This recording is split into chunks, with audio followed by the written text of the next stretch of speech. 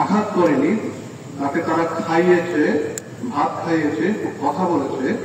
সব হামলা গণসহিংসতা, ক্যাম্পাস ও পাহাড়ে হত্যার বিচার এবং জনগণের নিরাপত্তার দাবিতে ঢাকা বিশ্ববিদ্যালয়ে প্রতিবাদ সমাবেশ করেছে বিশ্ববিদ্যালয়ের শিক্ষক নেটওয়ার্ক। শনিবার বেলা 11:30টায় বিশ্ববিদ্যালয়ের অপরাজীয় বাংলার পাদদেশে সমাবেশটি হয়। সমাবেশে ঢাকা বিশ্ববিদ্যালয়ের সমাজবিজ্ঞান বিভাগের সহযোগী অধ্যাপক সামিনা লুৎফা নিত্রার সঞ্চালনায় বিভিন্ন বিশ্ববিদ্যালয়ের শিক্ষকরা বক্তব্য রাখেন।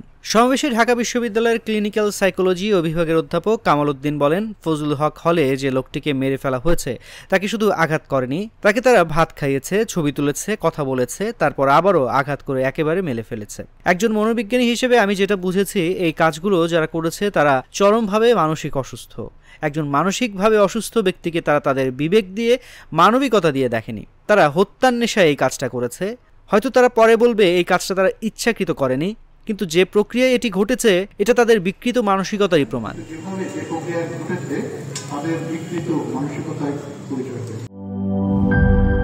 শিয়া বাটার ও ভিটামিন ই সমৃদ্ধ lily glam beauty soap. Lily, always beautiful.